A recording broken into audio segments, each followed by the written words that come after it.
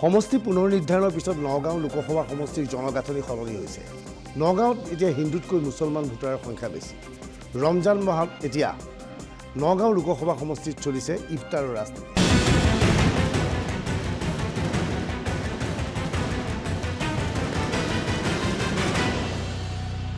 নগাঁৱত এতিয়া ইফতাৰৰ ৰাজনীতি চলিছে।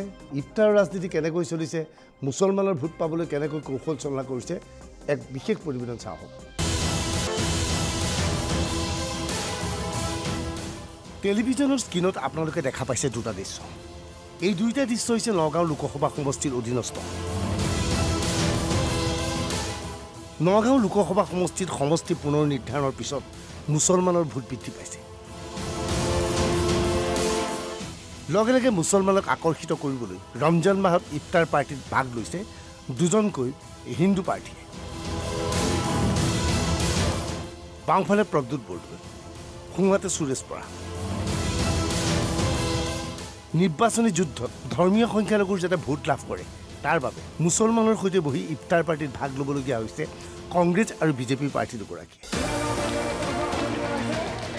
এইবাৰ এই দৃশ্য মন কৰক। মঞ্চত পীযুষ হাজৰিকা, বিজেপিৰ মন্ত্ৰী। লাহৰীঘাটৰ সংখ্যালঘু অধ্যুষিত অঞ্চলত সুৰেশ বৰাৰ সমৰ্থনত পীযুষ হাজৰিকাই সভাৰ আয়োজন কৰিছে।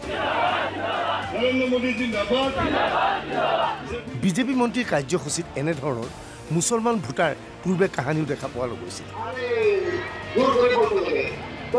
সুৰেশ বৰাৰ হৈ প্ৰচাৰ চলাবলৈ গৈ আচলতে পীযুষ হাজৰিকা নিজেই হতবাক হৈ পৰিছে। লাহৰীঘাটত এই বৃহৎ সংখ্যক মুছলমান ভোটাৰ আহিছে বিজেপিৰ সভাত ভাগ ল'বলৈ। ইয়াত গৰাখহনীয়াৰ অত্যন্ত সমস্যা আছে। প্ৰায় 14 কিলোমিটাৰ অঞ্চলত মথাউৰি নাছিলে, উন্মুক্ত হৈ আছিলে। তাত আমি মথাউৰি বনাবলৈকে সক্ষম হ'লোঁ প্ৰায় 60 কোটি টকা খৰচ কৰি, যাৰ ফলত মৰিগাঁও জিলাত 90% বানপানী নাইকিয়া হৈ গ'ল। আমি মৰিগাঁও জিলালৈকে ব্ৰহ্মপুত্ৰৰ গৰাখহনীয়া প্ৰতিৰোধৰ কাৰণে 450 কোটি টকা আবণ্টন দিবলৈকে সক্ষম হ'লোঁ, যাৰ টেণ্ডাৰ হৈ গ'ল, কামৰ এৱাৰ্ড হৈ গ'ল। অহা 10 দিনৰ ভিতৰত কাম আৰম্ভ হ'ব আৰু তাৰ 80% কামেই এই লাহৰীঘাটত। গতিকে আমি ৰাইজৰ কাম কৰিছোঁ, মথাউৰিসমূহ পকীকৰণ কৰিলোঁ। আমি ইয়াতে প্ৰায় 14,000 লোকক সিদিনা কেইদিনমানৰ আগত মই নিজে আহি ৰেচন কাৰ্ড ডিষ্ট্ৰিবিউট কৰিলোঁ। গতিকে কামত আমি কোনো ধৰণৰ তাৰতম্য কৰা নাই। এইবাৰ প্ৰদ্যুৎ বৰদলৈক মন কৰক। সংখ্যালঘু অধ্যুষিত মৈৰাবাৰীত প্ৰদ্যুৎ বৰদলৈ প্ৰচাৰ চলাইছে। প্ৰদ্যুৎ বৰদলৈক লাগে মুছলমানৰ ভোট। প্ৰদ্যুৎ বৰদলৈ ভালকৈ জানে মুছলমানৰ ভোট অবিহনে নগাঁও লোকসভা সমষ্টিত বিজয়ী হৈ অহাটো সম্ভৱপৰ নহয়।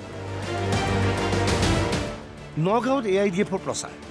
প্ৰদ্যুৎ বৰদলৈ বিজেপিৰ প্ৰাৰ্থী। প্ৰদ্যুতে কংগ্ৰেছৰ টিকট নাপালে বিজেপিৰ পৰা খেলিলেহেঁতেন। নিৰ্বাচনত জিকাৰ পাছত প্ৰদ্যুৎ বিজেপিলৈ যাব। অভিযোগ অস্বীকাৰ প্ৰদ্যুৎ বৰদলৈ। আপোনালোকৰ মিডিয়াৰ যোগেদি, কিছুমান একাংশ মিডিয়াৰ যোগেদি সেইটো এনেকুৱা ধৰণৰ ৰূপণ কৰিছে।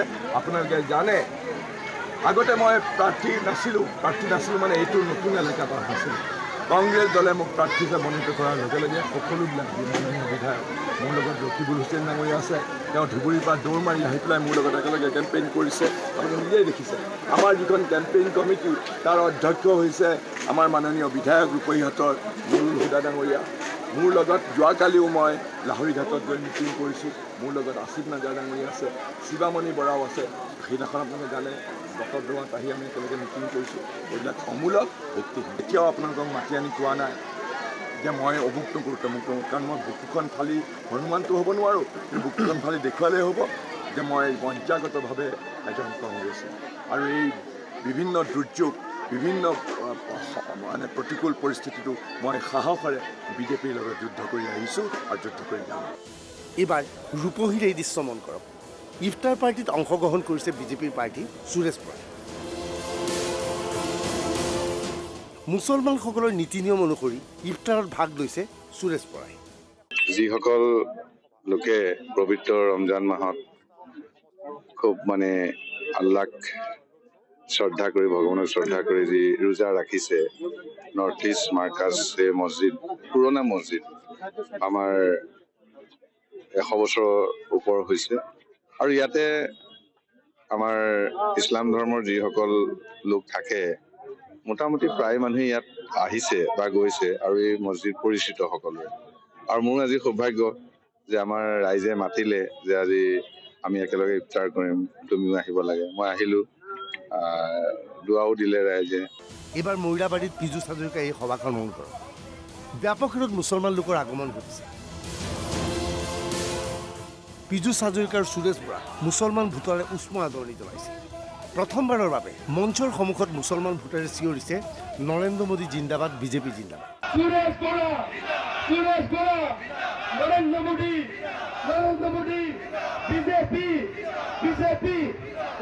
অঞ্চল আপোনালোকৰ অঞ্চল, আপোনালোকে হয়তো এনেকুৱা অভূতপূৰ্ব বিজেপিৰ সভা দেখা নাই। এনেকুৱা এইখন অভূতপূৰ্ব হ'ব লাগে আপোনালোকৰ কাৰণে, মোৰ কাৰণেতো হয়েই।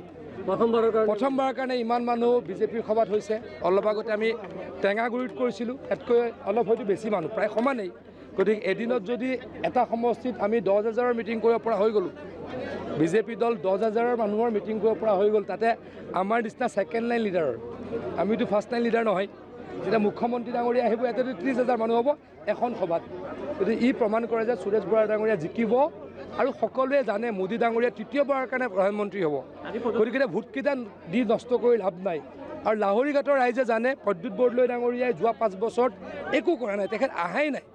গৰাখহনীয়া প্ৰতিৰোধৰ কাৰণে আমি কৰিছোঁ প্ৰায় 450 কোটি টকা প্লাছ আৰু 37 কোটি টকা।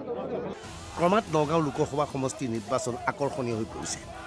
প্ৰাৰম্ভিক অৱস্থাত নগাঁও আৰু কৰিমগঞ্জ বিজেপিয়ে জিকিব পাৰিব বুলি সপোনতো ভবা নাছিল, কিন্তু শেহতীয়াভাৱে পৰিস্থিতি সলনি হৈছে।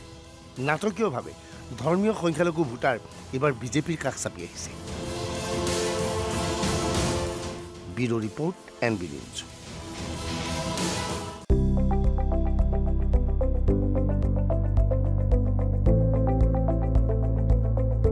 NB নিউজ, সহজ সৰল ভাষাত নৱভাৰতৰ কথা।